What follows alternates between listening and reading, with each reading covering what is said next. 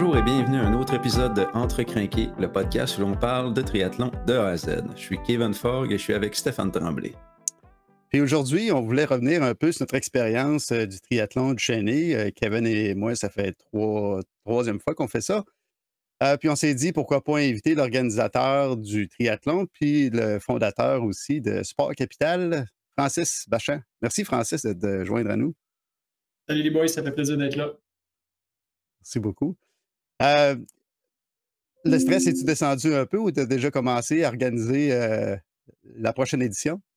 Je dirais que le stress est descendu. Le stress est descendu. On est déjà sur la prochaine édition. Puis il y a eu le défi d'eau libre depuis Triathlon de Chêné. On avait un autre événement hier qui est le défi d'eau libre. Le stress est descendu. Ce qu'on avait à tirer comme leçon et expérience de notre édition, c'est notre 8e édition à du Chêné. On l'a écrit, on a envoyé le sondage. Le stress est descendu pour du Chêné. Ah, c'est bien. Ah, c'est rendu un gros événement. On voulait prendre le temps, premièrement, pour à te connaître. C'est rare qu'on entend les organisateurs puis les gens qui travaillent fort derrière, là, finalement, pour organiser tous ces événements-là. Puis, je trouve que tu es une personne super inspirante. Là. Je t'ai suivi sur Facebook pendant les dernières années. Puis, tu écris beaucoup de blogs aussi, là, qu'on prend connaissance également. Tu es un gars qui vient des Forces armées. C'est là un peu où est-ce que le goût du sport a commencé pour toi? Ou? Oui, totalement.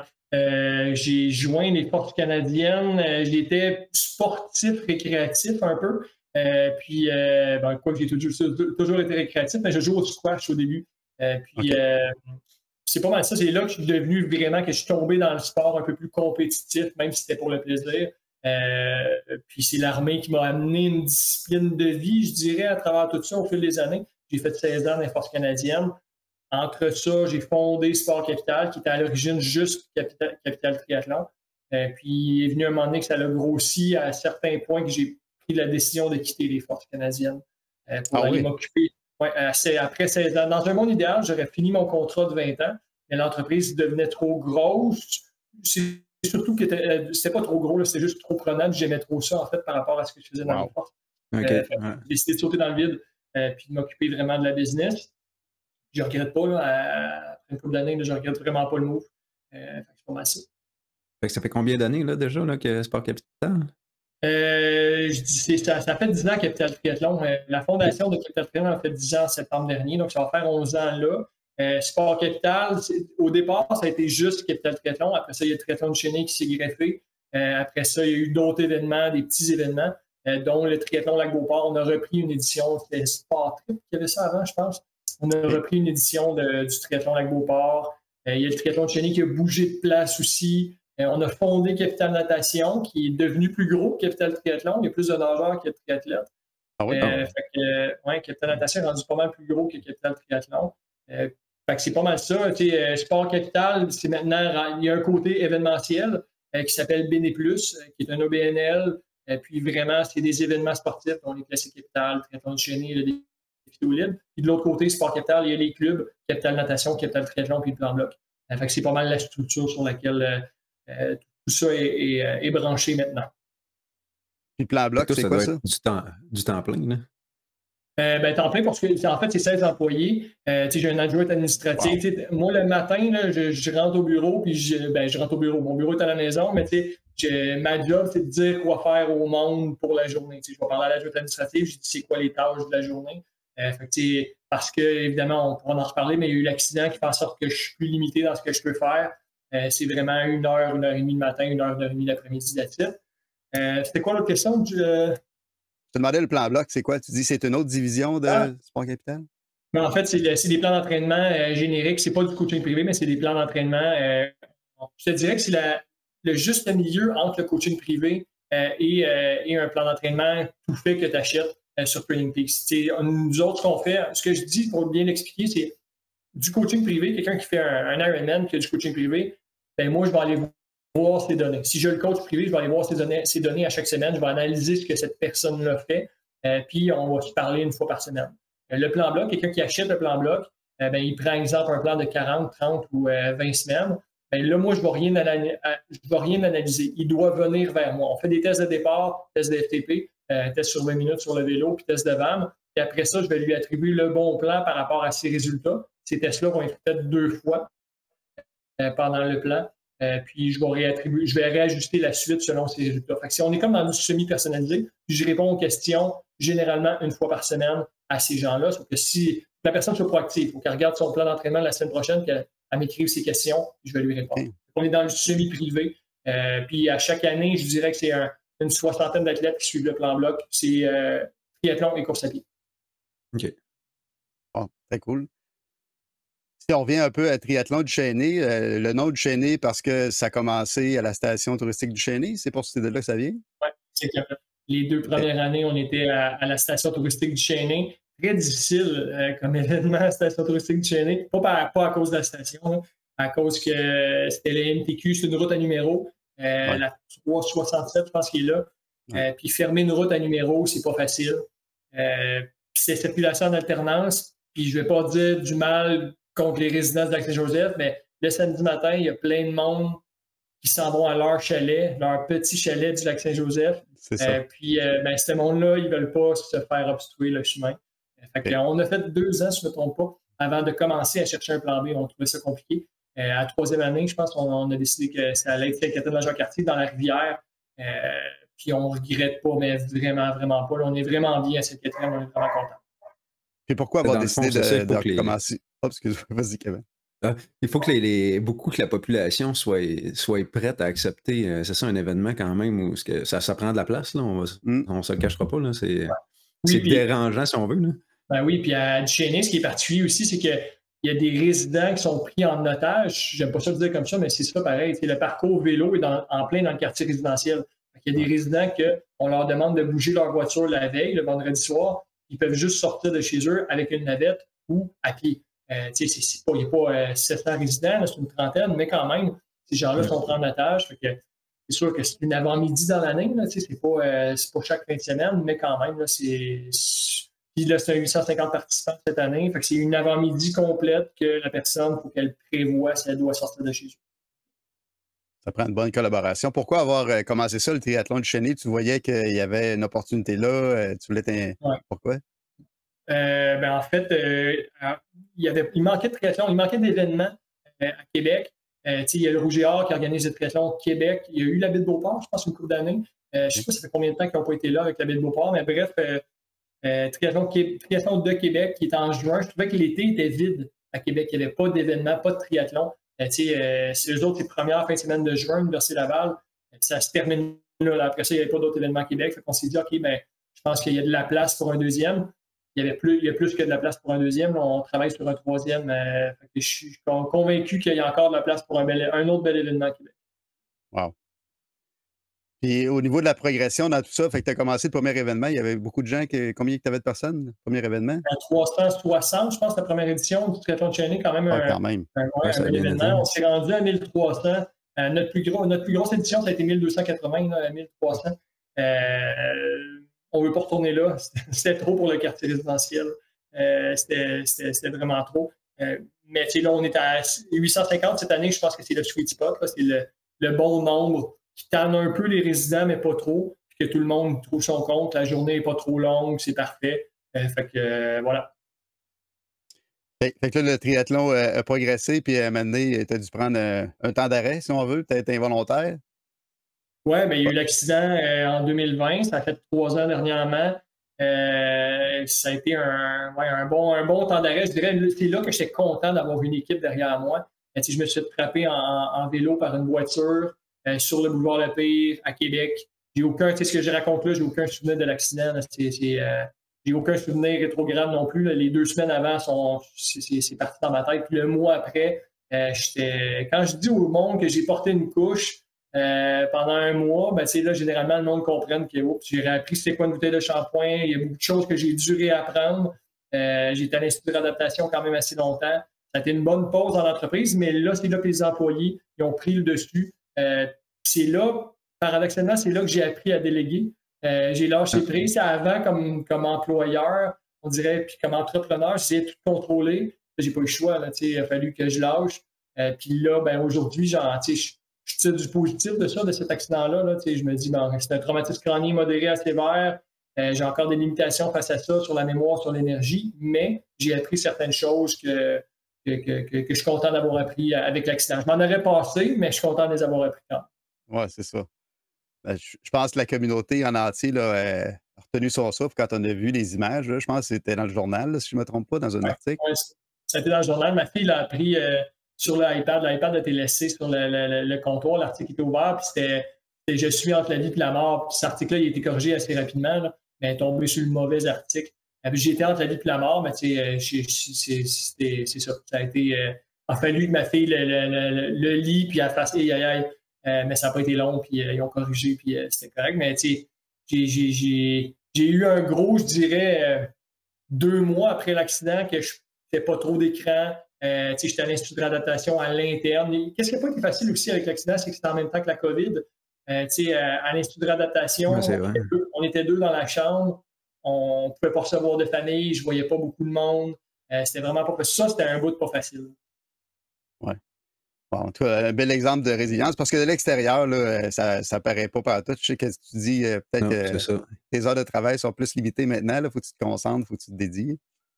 Ouais, j'ai appris c'était quoi le terme énergie cognitive. Tout compte. Si je travaille 1 heure le matin, ben, je ne peux pas m'entraîner. Ou ma demi-heure de course va compter dans mon énergie cognitive. Et puis, ben, j'étire un élastique. Il n'y a pas de bombe qui explose après 1h30 de travail. Mais j'étire un élastique, puis après ça, ben, la fatigue est trop grande. Il y a les étourdissements aussi qui ne sont pas encore réglés. Puis ils ne seront peut-être jamais. Là, après 3 ans, je suis encore en train d'essayer de régler certains problèmes. Mais si je respecte bien ce que je suis capable de faire, si je suis vraiment plus à l'écoute de moi, en fait, comme on devrait tout l'être, j'ai réussi à faire mes journées quand même puis être correct le soir.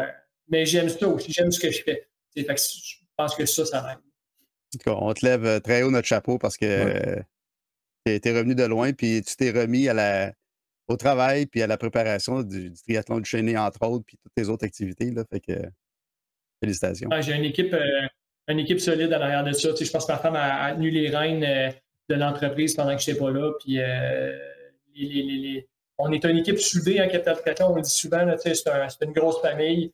C'est Capital Triathlon qui était là en premier au départ de l'entreprise. Puis il y en a qui sont là depuis le début là, dans le club. Fait que c'est serré. Fait que cette gang-là a steppé, puis ils ont pris le lead de tout ça avec ma femme, puis ça a sauvé les meubles. C'est bizarre, mais le fait que ça soit arrivé en même temps que la COVID, ça a sauvé les meubles un peu aussi. Ma femme dit tout le temps en joke, si j'avais un moment dans ma vie que je devrais choisir pour avoir un accident, c'était là. C'était partiellement arrêté. C'était parfait. Il n'aurait pas fallu que ça arrive 1 an plus tard. Le club était au ralenti un peu. Là. Fait que, tout était... c'est vrai que vu comme ça... Là... Le gars, il planifie tout. Il planifie son accident. C'est calculé. Hey, c'est bon. Ben, écoute, justement, à parler de la préparation, parce qu'on est bien curieux. Nous autres, on en fait quelques-uns par année, des triathlons, puis on s'investit là-dedans, mais souvent, c'est un peu mystérieux, l'organisation en arrière de tout ça. Fait que si on peut peut-être parler un peu de l'arrière-scène, si on veut, de la préparation, là. La discussion avec les villes, la gestion des inscriptions, la publicité, ça doit être un stress quand même avant l'événement, tout ça. Ben là, on est rendu un petit peu dans nos pantoufles avec le triathlon de Chêné. Ça va mieux, je dirais, de par le fait qu'on est à la même place. Mais à chaque année, depuis 8 ans, on essaie d'améliorer l'édition suivante. Et on se fait poser des questions. Est-ce qu'on va rajouter un demi-Ironman? Est-ce qu'on va rajouter une telle distance? Est-ce qu'on va enlever l'Olympique? À chaque année, on est tout le temps en recherche d'amélioration, mais aussi en recherche de plaire à la municipalité. C'est pas évident parce que la ville, on dérange des résidents, il y a des irritants, fait qu'il faut qu'on fasse des demandes à la ville, il faut que ça soit approuvé. Le monde pense que pour l'année prochaine, on n'a pas notre date encore, puis on pense que ça va être approuvé, mais la ville pourrait mettre un stop au triathlon de Chêné l'année prochaine, puis dire qu'il y a eu trop de plaintes des résidents, puis l'événement n'a plus lieu, on ne le sait pas. Donc, il y a tout le temps les demandes à la ville. Les partenariats aussi. Cette année, on est super contents. Je ne sais pas si vous connaissez Café Barista. Alex Rino, le propriétaire de Café Barista, qui est un ancien coach olympique. C'est l'ancien coach de Cathy Tremblay et d'Amélie Kretz. Donc, lui est propriétaire de Café Barista. Lui commanditait notre événement. Donc, il remettait un sac de café à tout le monde. Donc, ça, c'est de la logistique aussi, d'aller chercher ces commanditaires-là qui veulent embarquer qui endossent ton événement. la qualité de ton événement, puis qui donne un sac de café à tout le monde. C'est pas mal ça. Cette année, il y a les virages aussi, les objectifs à moyen et long terme. On voulait quelque chose de un peu plus éco-responsable. On se dit que les événements, des t-shirts, des bas, des casquettes, ça n'a comme plus de fin. Là, cette année, c'était du café, c'était tous des cadeaux consommables. Il n'y avait pas de cadeaux. Le seul cadeau physique que le monde pouvait acheter, en fait, il fallait qu'il l'achète, il y en avait 100, c'était des bas, des bandeaux, des bandanas. Sinon, c'était un sac de café qu'on donnait. Et la médaille est en bois aussi. La médaille est en bois. Moi, j'ai bien aimé ça. Belle initiative. C'est encore pas parfait. Le ruban de la médaille n'était pas éco-responsable. L'année prochaine, on travaille là-dessus pour que le ruban le devienne. C'est cliché, mais je me dis que si chaque organisateur d'événements fait sa petite part comme ça, on s'en rend pas compte, mais si tous les organisateurs de l'événement continuent à donner un T-shirt, à un moment donné, ça finit plus. Puis les T-shirts, on le sait tous, on en a 60 à un moment donné, ça n'a juste plus de fin. Je pense qu'il y a des beaux cadeaux consommables qu'on est capable de donner. Puis qu'il n'y a pas d'empreinte écologique ou que l'empreinte écologique est un petit peu moins grande. On parle à Kevin, fan de T-shirts ici. C'est vraiment une bonne initiative. Ça, il prend son T-shirt à chaque événement. Je me posais une bonne question. Ouais, ben ça, je sais, moi, il va falloir que je change un peu mon fusil d'épaule. Moi, je suis une pute à T-shirt. Je dis, ils sont où les T-shirts? Non, mais tu sais, dans le fond, comme tu dis, on en a trop. Là. Je dois en avoir, c'est ça, au-dessus de 60 dans le tiroir. J'ai mes préférés, mais à un moment donné, tu fais, OK, là, tu peux pas en porter autant. Là. Ouais. Mais non, c'est sûr. Puis, tu sais, vous avez 850 participants. Tu sais, la gestion des inscriptions, comment vous faites la gestion de ça? C'est avec un tiers ou...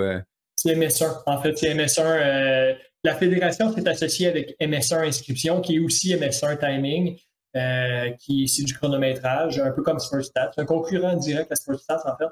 Mais eux autres gèrent, c'est simple parce qu'eux autres gèrent nos inscriptions. Les inscriptions, quelqu'un qui veut s'inscrire au triathlon de Chénier, va aller sur notre site, il clique sur inscription, il ne s'en rend probablement même pas compte, mais il tombe sur le site de MS1.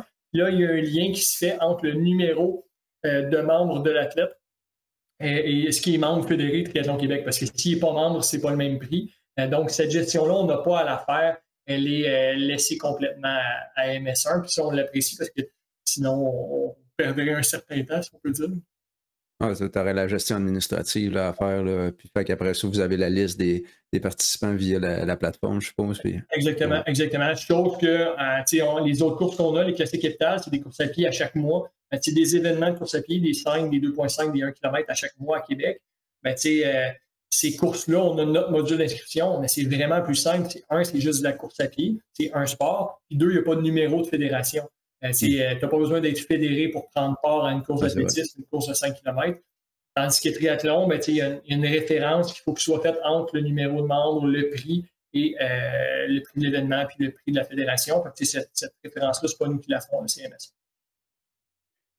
Au niveau de la gestion des distances offertes sur le triathlon, vous devez vous faire poser la question beaucoup pour le demi, j'imagine? Oui. À chaque année, on s'est fait poser. Il y a une année, avant la pandémie, qu'on se lançait dans le demi. C'était une boucle de 10 km faite 9 fois. Puis, on n'a pas eu le temps de le tenir. Il est annulé à cause de la première année de pandémie en 2020.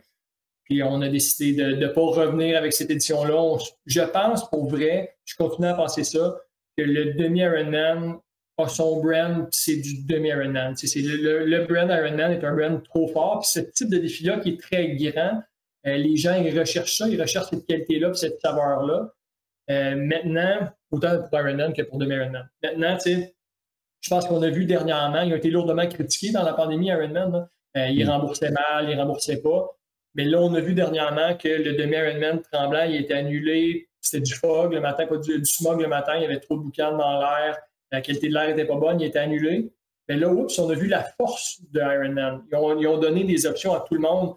Le demi a été transféré en même temps que le full, le monde pouvait transférer à 2024, il pouvait être remboursé. Là, tout d'un coup, on regardait et on se disait, la force. Ils ont fait un effort. Il y avait plein d'options. Là, c'était fort. Là, on trouvait vraiment que la force du brand était là, puis il fallait qu'elle soit là. Il n'y a pas de pandémie, mais il n'y a plus de pandémie, on le souhaite en tout cas. Fait que c'est pas mal ça. Mais oui, pour revenir à la question d'origine, on se fait poser la question à chaque année, est-ce qu'il va y avoir un demi? Puis la réponse est non, il n'y aura pas de demi, du moins pas sur le parcours qu'on a là. ça serait trop compliqué. On retournerait sur une route à numéro avec le ministère du Transport. Ça serait lourd, ça serait très compliqué. Puis il n'y aurait pas assez de volume, j'imagine? Ou... Ça prend un certain volume d'inscription. Je ne suis pas sûr que le monde recherche ça. Le monde qui font le monde, il recherche ça, mais il y a tellement de demi. Le monde qui investissent de 3, 4, 500 $ pour aller faire un demi, très souvent, ils veulent faire un voyage, un camp d'entraînement. Ils vont prendre un plan d'entraînement. Ils vont investir un peu plus. Ils veulent la qualité un peu plus. Puis ils veulent un vrai parcours, une boucle de 45 ou 90 km. Pour vrai, c'est pas facile de faire une boucle. Le monde, sans doute pas, mais organiser un événement, faire une boucle de 45 km, là, ça prend des bénévoles, ça prend du monde, ça prend des demandes de gestion, des demandes à la ville. Il ne faut pas qu'il y ait de route à numéro là-dedans. C'est pas si facile que ça. Ben, ça, je pense que c'était vraiment une partie que je trouvais intéressante, que le monde aussi entende, parce que on parle souvent de la préparation, se préparer pour un triathlon, se préparer pour un événement, mais préparer un événement, comme tu dis, c'est ça, je pense que c'est sous-estimé la grandeur des boucles. Tout le monde que ça prend sur une boucle de, mettons, juste 45 km, c'est une longue distance. Là. Tu le fais en auto, 45 km, c'est long. Fait que si tu as du monde toute la journée sur ces boucles-là, ben, ça te prend des bénévoles au stop, ça te prend des bénévoles un peu partout. C'est beaucoup d'organisation. Ben ça est-ce que c'est logique que ce soit encore des bénévoles dans nos événements sportifs?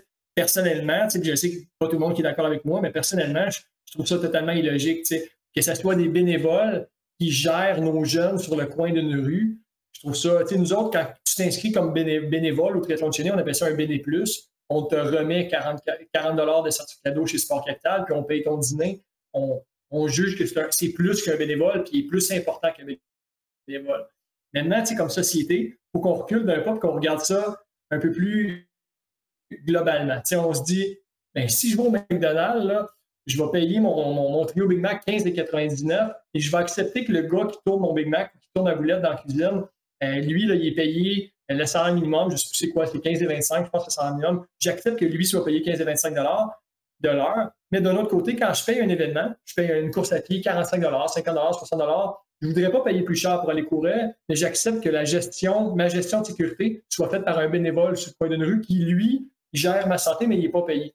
Ouais. Je pense qu'il faut comme qu'on recule d'un pas tout le monde en même temps. Il faudrait qu'on dise go, là. On recule d'un pas tout le monde en même temps, qu'on dise peut-être qu'on n'a pas mis les priorités aux bonnes places comme gestion d'événements. Puis je pense que dans le futur, ce qui risque d'arriver, c'est que les événements vont augmenter le prix tranquillement parce qu'ils vont devoir payer leurs bénévoles puis, ou payer plus d'employés, diminuer le nombre de bénévoles. Ça risque de se faire progressivement, mais le monde risque de payer plus cher leur événement assurément dans le futur parce que c'est rendu compliqué d'avoir des bénévoles.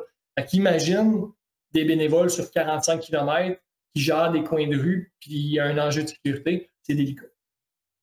Non, c'est vrai que c'est un pensée bien. Puis, tu sais, d'un autre côté, en tout cas, c'est sûr que pour moi et Stéphane, c'est peut-être pas un bon exemple. Quand on se magasine dans un événement, on a tendance à pas checker le prix, tu sais, puis on recherche la qualité de l'événement. L'expérience. Et non pas, tu sais, avec le prix, là, on est vraiment, là, on se dit, l'expérience, c'est ça. Fait que je pense que je ne sais pas si c'est pas tout le monde, mais c'est que la majorité serait prête à payer un petit peu plus cher pour avoir un événement. Oui. Parce qu'on ne veut pas que les événements disparaissent non plus. Des fois, on se dit, puis on l'a vu dans un autre triathlon dernièrement, il y avait plus de bénévoles que de participants. Ouais, OK, on a la chance de faire ça, mais est-ce qu'un jour ça pourrait disparaître parce qu'en fin de compte, c'est ça, il n'y a pas d'autre chose qui est mis en place. Là. Ouais, je pense que le modèle est à réfléchir. Nous autres, c'est déjà entamé. Là, je ne veux pas dire qu'on est avant-gardiste, mais on a déjà entamé le fait que depuis l'année passée, c'est des bénévoles qu'on redonne à nos bénévoles. On le sait qu'ils sont vraiment, vraiment, vraiment importants. Je pense qu'il ne faut pas avoir peur de charger le bon prix à l'athlète parce qu'en effet, avec les classiques Capital, comme je parlais tantôt, on augmente le prix à une date X, le prix double. Au lieu d'être 20 $, c'est 40 $. On a autant d'inscriptions après à 40 qu'avant à 20. Fait que ça devient dur pour un organisateur de course de planifier parce que les inscriptions rentrent vraiment tard. Triathlon de Chénier, on a arrêté, on n'augmente plus les prix. On y va on a 750 places pour l'année prochaine. Ça va être le même prix tout le long. Puis c'est ça qu'on gère. Puis on le sait qu'on va être complet encore l'année prochaine à 750. Cette année, c'était 850. Puis on était complet. Puis on le sait qu'on va l'être l'année prochaine aussi. On a arrêté d'augmenter les prix et de faire des fourchettes. C'est ça. Je pense que c'est une belle avenue pour la suite pour être capable de payer nos employés, nos BD+. Ouais, puis tu dis que c'est de plus en plus difficile d'avoir des bénévoles. Avant, tu as vu la différence? Ouais, ben, c'est de plus en plus difficile d'avoir des employés tout court. Là, avec Sport Capital, c'est 16 employés, mais c'est pas facile d'aller chercher des coachs, des entraîneurs. On a beaucoup de stagiaires en intervention sportive. Là, on a une stagiaire qui s'en vient en kinésiologie. Elle va être 13 semaines avec nous autres. C'est dur d'aller chercher ces employés-là. Imagine si c'est dur dans tous les domaines. Là, je pense que c'est dur d'avoir des employés partout. Mais si c'est dur d'avoir des employés, ça va être encore plus dur d'avoir des bénévoles. Le monde, il calcule leur temps plus qu'avant quand ils ont des vacances. La pandémie a apporté ça aussi, là, le temps. La qualité du temps, ces petits moments-là sont vraiment importants. Donc, pas facile d'aller chercher des bénévoles. Encore, on avait le défi d'eau libre hier, puis on en aurait pris 4-5 de plus. C'était pas des vrais bénévoles, on leur donnait des goodies, on va dire. C'est ça, en plus. Parle-nous donc de l'événement un peu qui s'est passé hier. Tu disais, il s'est passé une course hier. Oui, c'était le défi d'eau libre, en fait. C'était juste de la natation. Pour pas que les nageurs m'entendent dire ça, là, juste de la natation. C'était de la natation. Au lac de l'Âge, ça, c'est ça? Au lac de l'Âge. OK, ouais, je l'ai vu passer. Ouais, c'était un 200 nageurs. On est vraiment, vraiment content de l'événement. Événement qui était fédéré, mais avec la FNQ. On essaie vraiment de respecter dans les clubs et dans nos événements, on essaie vraiment de respecter les deux fédérations. Donc, Capital Natation est un club fédéré avec la FNQ, puis Capital Triathlon est un club fédéré avec Triathlon Québec. On donne le choix aux membres de payer la fédération du côté qu'ils veulent. Quelqu'un qui court, ben, forcément, il va payer la fédération Triathlon Québec. Mais un nageur peut être membre juste de la FNQ. Tout ça pour dire que c'était un événement en eau libre. Il y avait un 4x500 relais. 1 km, 2 km, 4 km et 6 km à la natation. Au crowd, j'ai pas besoin de vous dire que c'était pour papillon. Écoute, vraiment, vraiment, vraiment bien été. Premièrement, une belle journée ensoleillée. C'était dur de demander. Il n'y a pas eu beaucoup de journées de soleil cet été, là, fait que c'était dur de demander mieux comme journée. Moi, tu sais, ça m'a toujours intéressé, tu sais, la Coupe Québec, puis j'ai toujours été, tu sais, j'aimerais ça faire la Coupe Québec, mais comment ton événement, tu sais, du Cheney, est-ce que c'est toi qui fais la demande à Triathlon Québec ou c'est eux qui viennent vers toi, tu sais, pour être dans la Coupe du Québec? Quand on postule comme événement, on postule avec la fédération pour les Coupes Québec qu'on veut avoir. Maintenant, est-ce qu'on les a toutes ou pas? C'est la fédération qui va décider après. Donc, nous autres, à chaque année, on va cocher, exemple, toutes les Coupes Québec. On peut cocher aussi la série Grand Prix. On peut demander une Coupe Québec, on peut demander une série Grand Prix. Maintenant, l'inverse est vrai aussi. La fédération peut nous demander, hey, est-ce que vous voulez avoir la série Grand Prix? Puis est-ce que vous voulez avoir une Coupe Québec? Vous foutez bien dans le calendrier. Cette année, on s'est fait demander à peu près tout. Est-ce que vous voulez une Coupe Québec 15, Coupe Québec junior? Est-ce que vous voulez une série Grand Prix? La réponse a été non pour la série Grand Prix, mais oui pour les Coupes Québec. Une série Grand Prix, il faut comprendre que c'est l'élite junior, puis ça prend, c'est demandant. Ça prend beaucoup de bénévoles, ça prend une deuxième zone de transition, un peu comme une Coupe du Monde, ça prend une zone de transition que tu rentres d'un côté, tu peux rouler dans la zone de transition, tu cours, tu sors de l'autre côté, bref. Un peu comme une Coupe du Monde, ça demande plus de bénévoles, il n'y a pas plus de retombées face à ça parce que le prix est limité pour que les jeunes élites ne payent pas trop cher. Donc, on a dit non, ça fait 2 ans qu'on se demandait est-ce que vous voulez tirer le Grand Prix, puis on dit non, parce qu'on trouve que autour de d'autres événements de le faire. Je ne dis pas qu'on ne le refera pas un jour, dans un autre événement à Québec peut-être, mais assurément pas maintenant. Puis Coupe Québec, on aime bien une Coupe Québec sprint puis une Coupe Québec jeunesse. À chaque année, on aime ça, targeter une Coupe Québec sprint. Mais c'est nous qui faisons la demande. OK. C'est intéressant, ça, quand même, la Coupe Québec. Là, je pense que ça attire beaucoup de gens, puis ça attire aussi des gens rapides. Hein. On le voit, tu sais, que le niveau, souvent, est quand même un peu plus élevé là, quand il y a une Coupe Québec. Là. Totalement. Puis, ça reste qu'on reste. Ce que j'aime de Triathlon Québec, c'est ça que la FNQ n'a pas fait. Là, si on met les deux fédérations côte à côte, Triathlon Québec a réussi dans des événements qui sont très participatifs, que monsieur, madame, tout le monde peut venir faire en distance d'initiation pour le plaisir, puis se donner à sa vitesse. Ils ont réussi à mettre des Coupes Québec, puis des séries Grand Prix, puis des classements très précis. Ça, c'est vraiment le fun parce que tu mixes un peu de tout dans ta journée. Comme organisateur d'événements, c'est le fun, puis ça permet d'aller chercher un peu plus de masse. La FNQ gagnerait et ils sont en train de le faire, mais c'est un processus de plus long qu'une année, là, sur justement que l'événement soit inclusif. Ce n'est pas les Olympiques. Hein. Il faut comprendre qu'il y a des règlements, des fois, qui peuvent être délaissés. Il faut tasser certains règlements pour que, justement, ça soit plus inclusif. La FNQ est en train de le faire, sachant que Québec le fait très bien. Tu parles de parcours très rapide. Cette année, c'était un peu plus lent. Puis peut-être qu'on peut commencer à parler peut-être de nos courses respectives, Kevin, peut-être? Ouais. Tu veux qu'on commence par le difficile ou le plus facile? Ah, je peux commencer, ça sera pas long. Ouais, vas-y. Ça a mal commencé. Je m'étais trompé d'inscription quand je suis arrivé. J'étais inscrit dans un duathlon. Puis là, tu sais, l'organisation est full flexible. Puis on va t'arranger ça, c'est correct. Fait que là, sur le coin de la table, déjà, tu sais, ils m'ont arrangé ça. Puis c'est beau, t'es rentré maintenant dans le triathlon olympique. Puis j'aurais peut-être dû écouter les signes de la vie, là. Quand je suis rentré dans le mois, il faut dire que je suis très mauvais nageur. Tu sais, j'ai commencé il y a 4 ans, 5 ans peut-être, là, la nage, il y a 4 ans. 4 ans. Puis je suis parti, tu sais, vraiment d'une peur bleue de l'eau, là, tu sais. Je me baignais jamais dans les piscines, etc. Puis là, d'être rendu dans la rivière, qui fait en sorte qu'il reste encore des bobos là, qui ne sont pas réglés. Puis quand il est venu le temps de monter la rivière, ça a bien été, tu sais, c'est 4 fois la boucle qu'il fallait faire. On a monté, puis là, ça allait bien. Première bouée, là, je me suis fait pousser contre la bouée. J'ai commencé à paniquer un peu, mais légèrement. Là, j'ai repris mes sens un peu, puis après ça, là, je nageais vers la deuxième bouée. Là, on traversait la rivière. Puis là, je regardais les bouées, puis en nageant, disons que je réfléchis moins bien. Puis là, je dis, voyons, ils ont mal attaché les bouées. Les bouées s'éloignent, tu sais. C'est moi, là, qui descendais le courant. Puis finalement, j'ai tenté de remonter le courant, puis il y avait toujours des gens, toujours du trafic. Puis d'aller couper le trafic, là, moi, ça, c'est impossible pour moi. Tu peux me mettre à 55 km/h dans un peloton à 2 pouces l'un de l'autre, pas de problème. Mais dans l'eau, il faut que j'aie mon espace. Puis là, j'ai jamais eu mon espace. Puis après 25 minutes, j'ai rebroussé chemin. Je dis, OK, ça va être ça, là, tu sais. Puis les bénévoles étaient super, tu sais, ils m'encadraient, puis tu sais, ils me parlaient, es-tu correct dans l'eau, peut-être que, tu sais, en tout cas, fait, tu sais, il était super utile. Puis là, rendu finalement, bon, là, disqualifié, c'est correct, peu importe, mais je me suis dit, je vais quand même sortir à vélo avec Kevin pour lui mettre un peu de pression sur le parcours vélo, tu sais.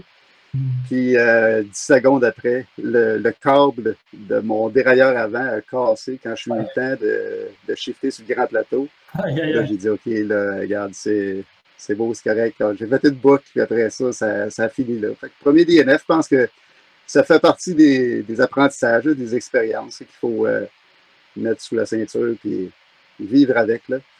Mais ça fait en sorte que j'ai pu voir Kevin courir au moins cette fois-là, cette journée-là. J'ai eu une très bonne course d'ailleurs, meilleure que la mienne. Ah, moi, j'ai pas, j'ai pas à me plaindre. La natation, moi, ça a super bien été. À la limite, moi, j'aime ça, le défi, les vagues ou le courant. J'aime ça me faire brasser, ça me dérange pas. Puis, pousser les gens un peu pour me faire la place. J'ai bien aimé ça. Fait que j'ai eu une bonne nage difficile quand même. Là. Moi, comme je te disais tantôt, ça a été probablement la nage la plus difficile que j'ai faite. Je n'avais déjà fait une au Saguenay là, avec des vagues. Là, mais du Cheney, ouais, ça a été une bonne nage. Puis drôlement, il y a un côté qui était hyper froid. Puis quand on était rendu de l'autre côté de la rivière pour descendre le courant, l'eau était super chaude. Mais il devait avoir, je reparlais avec d'autres participants, il devait avoir une différence de 10 degrés. C'était vraiment incroyable. Le vélo, j'aime le parcours est rapide. Là. Même avec le détour à la fin, les autres détours sont. C'est pas des détours serrés, fait que ça se rentre rapidement. Sauf que je pense que c'est au deuxième tour, troisième tour, il y a eu un accident. Là, il y a quelqu'un, je pense, qui est tombé avant la montée. Ouais. Fait que j'arrivais vite, je me suis tassé. Puis là, il y avait des gens qui marchaient dans la côte. Fait que là, j'ai comme évité, puis j'ai changé de vitesse. Monter des vitesses puis mettre de la pression en même temps, ça marche pas très bien. Fait que la chaîne a cassé. Aïe, aïe, aïe.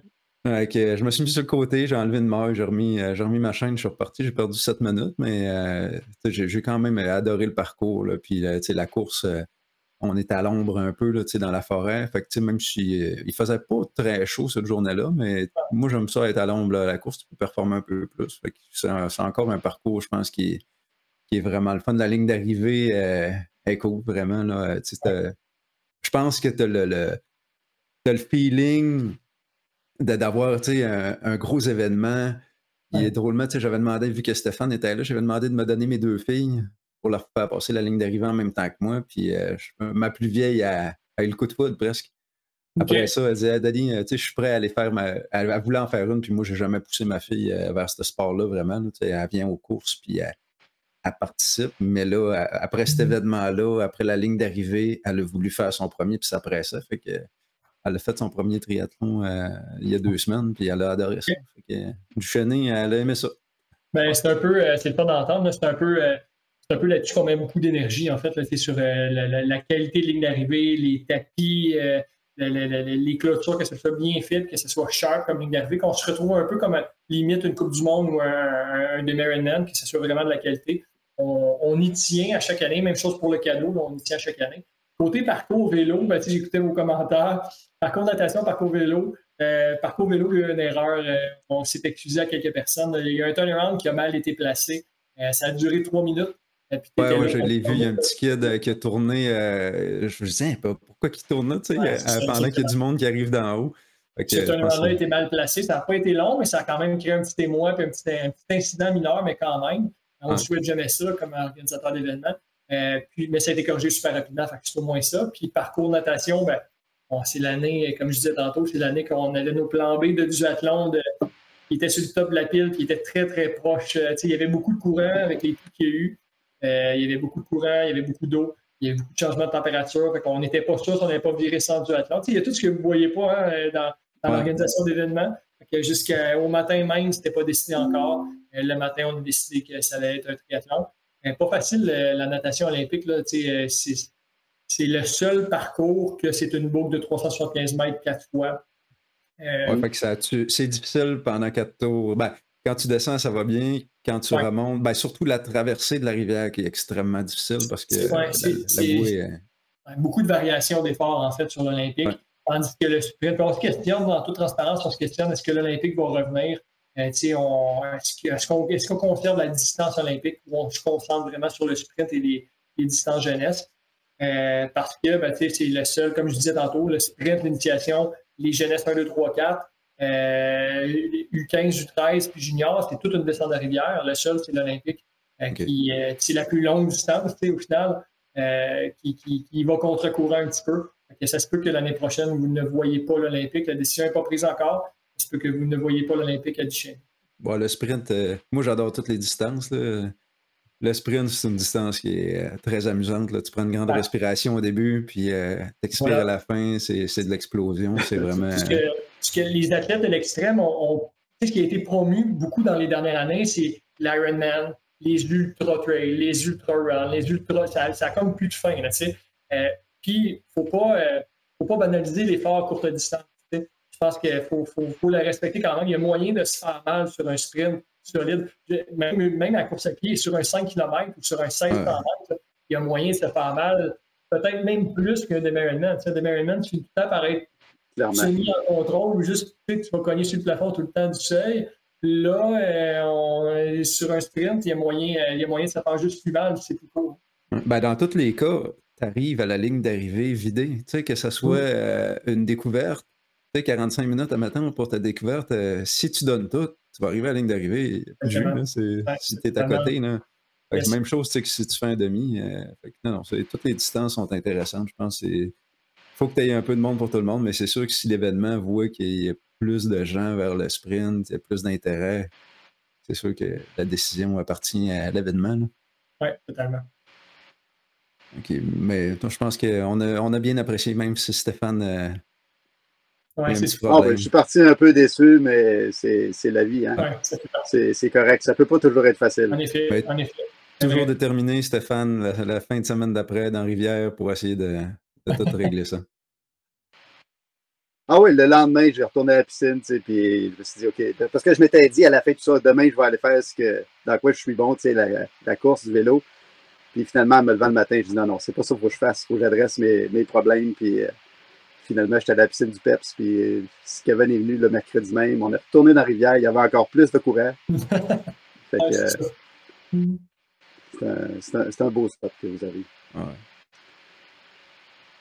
Ça fait pas mal de tour, je pense, de l'organisation du triathlon du Chalet. Veux-tu nous parler un peu des autres événements que tu organises? Oui, mais en fait, j'en ai parlé pas mal. Moi, je l'ai plugué pas mal dans dans le podcast, il y a Défi d'eau libre qui avait lieu en fin de semaine, qui est de la natation, comme j'ai expliqué tantôt. Mais sinon, il y a les classiques capitales qui sont des courses à pied très inclusives. L'année prochaine, les courses à pied sont 10 $. Tu t'inscris, peu importe la distance, 1, 2,5, 5 km, c'est 10 $ pour ta course, c'est chronométré. Puis on te remet, c'est juste du consommable, on te remet une consommation de notre partenaire Norrois, sans alcool, c'est la ligne d'arrivée. Fait que tu sais, ça a son marché à Québec. Là, je pense qu'il y a une demande pour des courses à pied un peu moins sérieuses, c'est moins Coupe du Québec, un peu moins, mais c'est performant quand même, il y a des très bons coureurs qui sont là. Sinon, qu'est-ce qu'il y a d'autre? Triathlon de Chaîné, il y a possiblement un événement qui va s'en venir à Québec. On est en attente d'approbation d'un événement à la fin août à Québec. On peut dire proche, on peut dire natation dans le fleuve, c'est tout ce qu'on peut dire. Mais si ça lève bien, si ça continue de bien lever comme ça, on va avoir un nouvel événement dans la région de Québec l'année prochaine. Donc c'est pas mal ça pour les événements, honnêtement, les classiques, le défi d'eau libre puis triathlon de chaîne. Cool. Super. Écoute, je pense que ça fait pas mal le tour. Merci beaucoup d'avoir accepté notre invitation. C'est vraiment rare qu'on ait la chance de parler d'organisation, comme je disais au début en intro, puis de parler à l'organisateur en chef de ces beaux événements-là. Ton histoire est vraiment inspirante, puis je pense que les auditeurs vont essayer avoir entendu finalement l'envers un peu du décor, de le voir. Merci à vous autres de l'invitation. Je trouve ça vraiment cool. Vraiment le fun, en fait, de pouvoir ventiler ça, de pouvoir expliquer un peu au monde ma portion du gâteau. Là, mon côté de médaille, souvent le monde, ils ont l'autre côté, là, mais là, ils ont les deux versions. Ouais, exact. C'est super important, je pense, c'est ça, que les gens se rendent compte c'est le fun d'avoir des événements de qualité, oui, mais de voir tout ce que ça prend pour les produire, puis que ça se fait pas. C'est pas facile, ça se fait pas en claquant des doigts. En claquant des doigts, en effet. Merci beaucoup de ta présence. Merci à vous autres, messieurs. Merci.